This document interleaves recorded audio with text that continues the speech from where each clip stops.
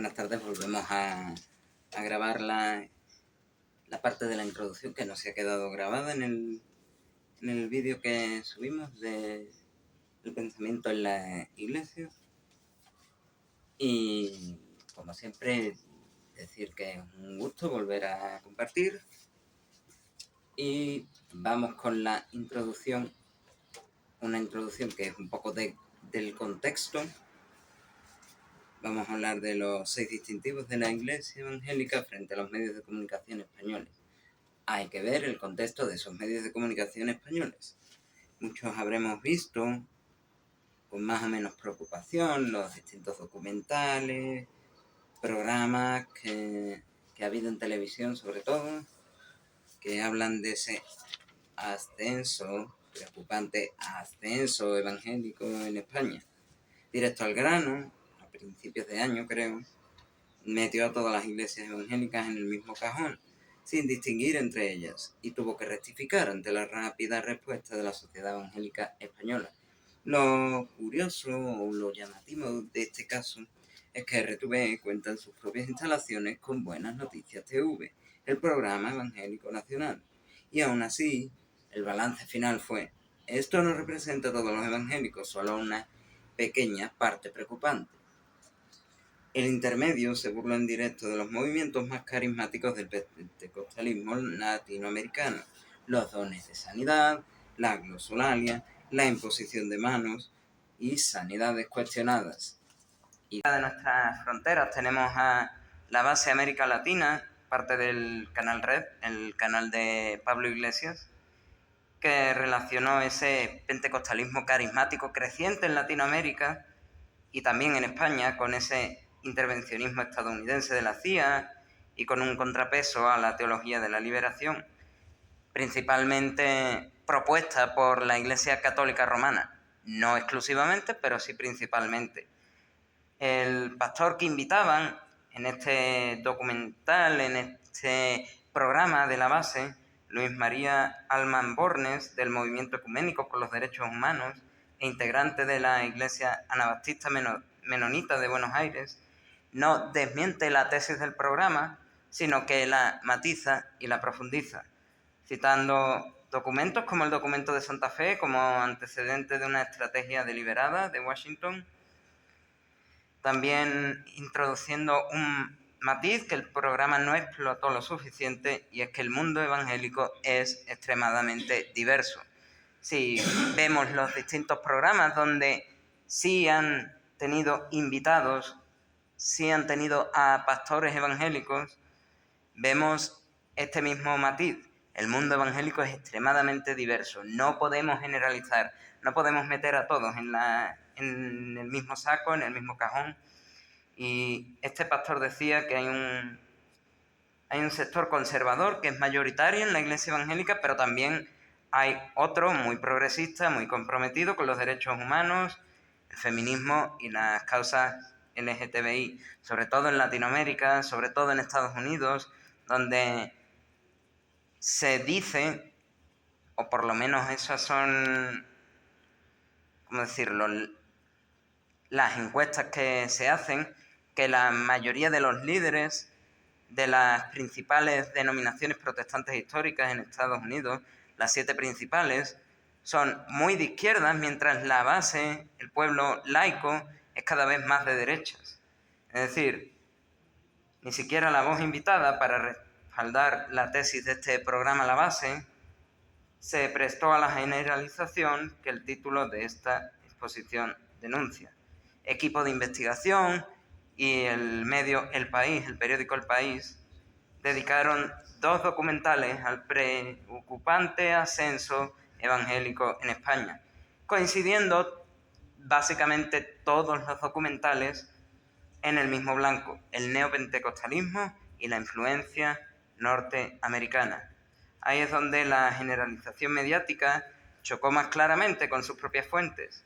Pedro Tarquis, de Protestante Digital, al cual invitaron a este programa de equipo de investigación, rechazó de forma explícita la teología de la prosperidad, calificándola de aberración. Esto es una aberración, dijo, ajena al conjunto evangélico y pentecostal, y negó directamente que la llegada de nuevas iglesias a España estuviera introduciendo extremismo.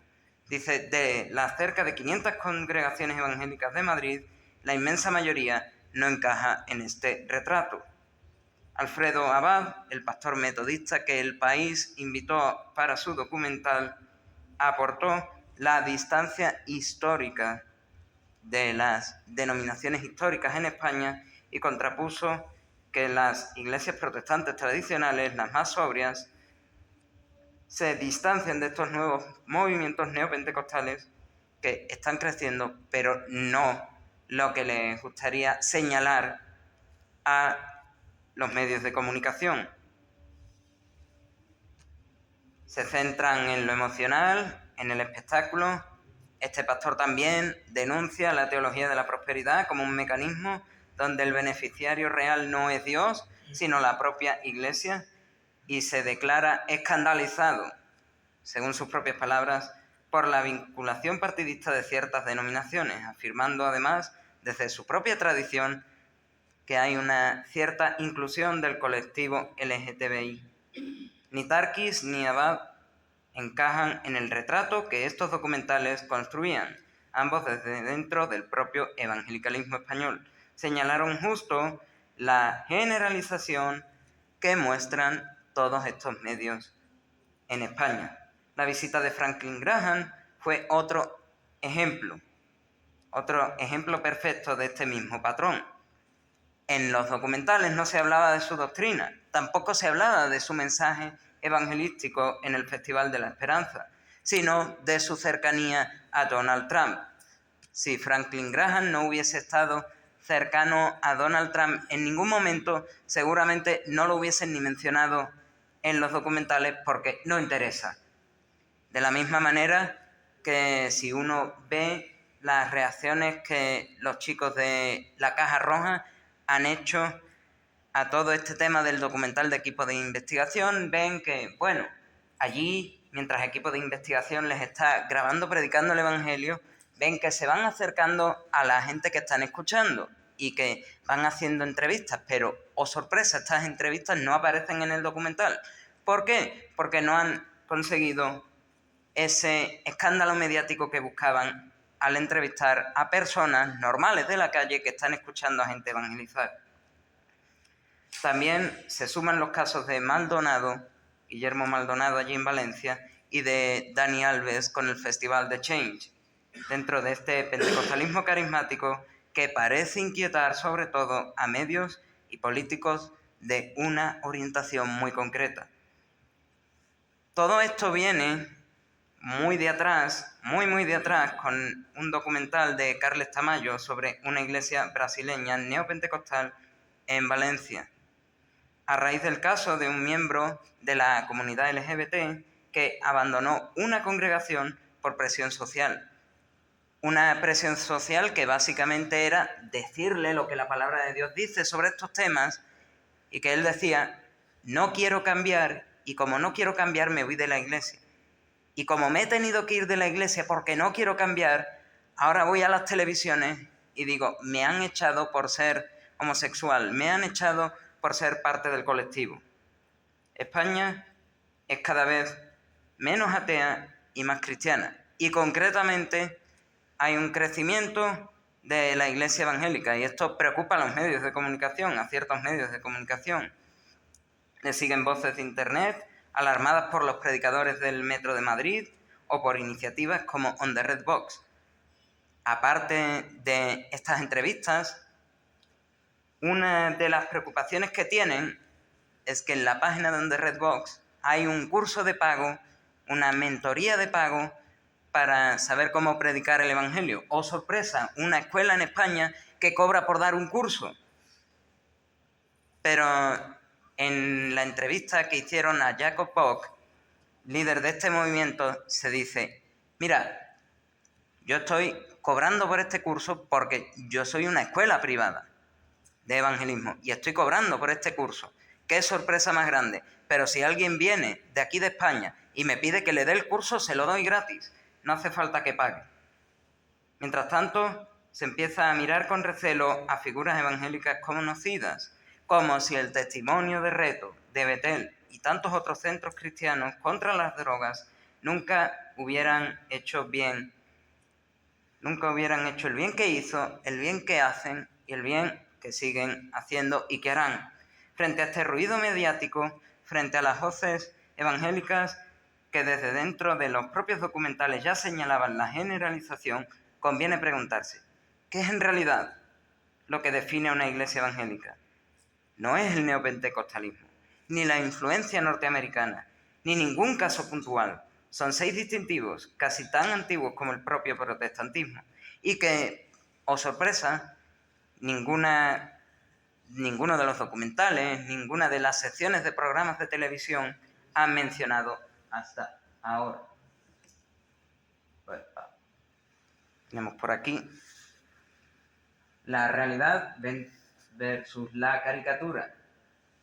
En el ámbito teológico, la caricatura de los medios se centraba en el enfoque financiero, en la estructura eclesial, en la adoración y el culto, en la evangelización, la promoción de la teología de la prosperidad y el espectáculo, movimientos jerárquicos e influencias de las agendas estadounidenses, emocionalismo sin control e instrumentalización, estrategia de intromisión o cursos ocultos de pago. Mientras que estos 6 distintivos mostrarían una fe solo en Cristo y una salvación por gracia exenta de méritos, tanto humanos como de pagar por la salvación. Hablaríamos de una independencia iglesia-estado y una autonomía congregacional. Hablaríamos de una ausencia de imágenes y una centralidad de la palabra expuesta y un cumplimiento histórico de la gran comisión y conversión personal. Nuestro primer distintivo es el bautismo de creyentes, el credo bautismo. El primer distintivo de la iglesia evangélica es el bautismo de creyentes, un rito que no se aplica automáticamente, un testimonio público de una fe ya profesada. Para algunas tradiciones más antiguas, es la nueva y mejor señal del pacto. Para los que somos dispensacionales, un testimonio público de la fe, independientemente de cuál de las dos sea, es un distintivo de la iglesia evangélica, que los creyentes se bautizan, no que los niños se bautizan por decisión de los padres. Es una marca visible de pertenencia al pueblo de Dios, pero solo para quienes han creído. En el libro de los Hechos vemos un pasaje que específicamente ilustra este principio, el episodio de Felipe y el eunuco. En Hechos capítulo 8, versículos 26 al 39, un ángel envía a Felipe desde Samaria hasta el camino desértico que baja desde Jerusalén hasta Gaza. Para que lo pongamos en mapas actuales, sería como decir a alguien que vaya desde el sur del Líbano hasta casi los límites de Israel con Egipto. Ese es el camino que tuvo que hacer. La Biblia no nos dice si andando, en burro o cómo, pero que tuvo que hacer Felipe por una sola persona, por el eunuco etíope, tesorero y funcionario de la reina Candace, que regresaba de adorar en Jerusalén, leyendo al profeta Isaías, sin entender lo que leía. Felipe explica este pasaje al eunuco, que, oh sorpresa, yo creo que si todos los que están aquí nos diesen un único pasaje de las Escrituras para explicarle claramente de Jesús a una persona que está leyendo la Biblia y no sabe de lo que está leyendo, y pudiésemos pedir a Dios un solo pasaje, yo creo que pediríamos el pasaje que estaba leyendo el eunuco, Isaías 53, el siervo sufriente, llevado como oveja al matadero. Y este eunuco le pregunta, ¿de quién habla el pasaje? ¿Está hablando de Isaías o de alguien más? Este Felipe le abre las Escrituras y le empieza a mostrar desde el Antiguo Testamento que el pasaje hablaba de Jesús. Y le empieza a mostrar todo lo que dice Jesús. Este eunuco es llevado al nuevo nacimiento, es llevado a la conversión. Felipe le habla de un Jesús que murió, que fue sepultado y que resucitó al tercer día en el tiempo de la Pascua. Al llegar a un charco del agua, junto al camino, el eunuco pregunta a Felipe: ¿qué impide que yo sea bautizado aquí? La respuesta de Felipe fija el criterio de este distintivo. Si crees de todo corazón, bien puedes. ¿Si creen mis padres? Si estoy en X tradición, si toda mi familia es de X iglesia, no. Si crees de todo corazón, bien puedes. Solo cuando el eunuco confiesa: creo que Jesucristo es el Hijo de Dios, ambos descienden al agua y él es bautizado. La fe personal precede y condiciona el bautismo. No hay bautismo sin una confesión previa de quien lo recibe. Esta es la prioridad, la instrucción antes que el bautismo. Y esto ya aparece en la Didache, uno de los documentos cristianos más antiguos. Hay un fragmento de la Didache que habla de cómo debe de ser el bautismo. Y el texto es muy explícito en cuanto al bautismo. Este es el modo de bautizar.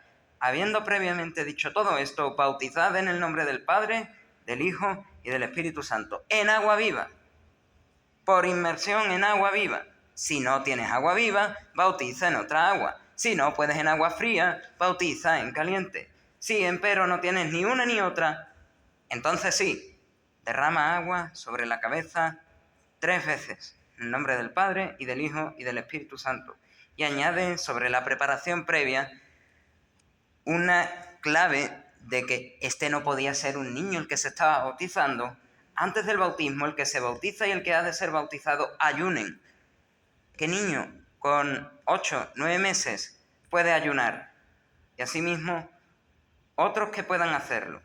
Mandas ayunar al bautizado 1 o 2 días antes. Si fuese un día, diríamos, bueno, si el niño es lo suficientemente grande, ¿qué podemos ponerle? 5, 6 años, 7 años, para que un niño pueda aguantarse sin comer un día, con mucha dificultad, por supuesto, pero dice 1 o 2 días antes. ¿Eso qué niño lo puede cumplir? Evidentemente está hablando de un creyente, evidentemente está hablando de alguien que tiene conciencia, evidentemente está hablando de alguien que es lo suficientemente mayor como para saber lo que está haciendo. 2 cosas, por supuesto, se desprenden de este texto. La forma preferida por defecto es agua viva, agua corriente de río o manantial, por inmersión. Y solo ante la imposibilidad de conseguir meter a alguien de cuerpo entero en el agua, entonces se dan alternativas. Es la excepción, no la regla, la excepción. Y la segunda es la madurez del candidato. Manda ayunar al que se va a bautizar, ni a los padres, ni a los padrinos en el nombre de un bebé, al que ha de ser bautizado, y le ordena directamente a él que ayune 1 o 2 días antes de su propio bautismo. Un mandato así exige que esta persona sea un creyente, exige que esta persona tenga conocimiento de causa de lo que hace. Solo tiene sentido si quien va a ser bautizado puede entender, decidir y obedecer por sí mismo. Esta Didache confirma apenas una generación después de los apóstoles, o más o menos ese es el tiempo que se le da para ser escrito el primer texto de la Didache que conservamos. Esta Didache confirma lo que ya se veía en ese desierto de Gaza con el eunuco y con el etíope. Primero la fe y la instrucción del propio candidato y después el agua. Y esa agua administrada preferentemente por inmersión. Vamos a un segundo distintivo: independencia de Iglesia y Estado.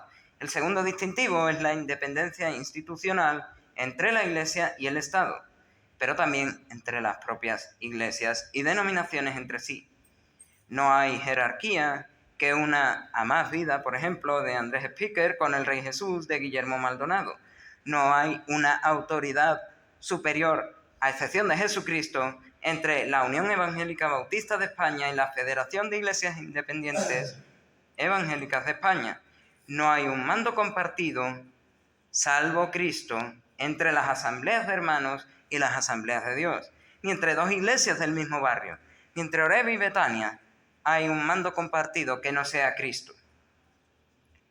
Y del mismo modo que ninguna iglesia gobierna a otra, ninguna cree que deba existir una iglesia estatal. En España no debería existir, según la creencia evangélica, una iglesia estatal. Ni España debería de ser bautista exclusivamente, ni España debería de ser de Asambleas de Dios exclusivamente, ni metodista exclusivamente, ni una basada exclusivamente en el credo de los reformadores españoles, Casiodoro de Reina, Francisco de Encinas, Juan Pérez de Pineda, Constantino de la Fuente o Julianillo Hernández. España, según la Iglesia Evangélica, no debe tener una religión oficial, ni católica, ni protestante, ni de ningún tipo. El Nuevo Testamento respalda este principio en dos niveles. Sobre la cabeza única de la Iglesia, Colosenses 1:18 declara: Cristo es la cabeza del cuerpo, que es la Iglesia. Y 2 de Tesalonicenses 2, del 2 al 9, advierte contra el hombre de pecado que se exalta por encima de todo lo que se llama Dios, sobre el gobierno situado en la congregación local, no en un poder externo.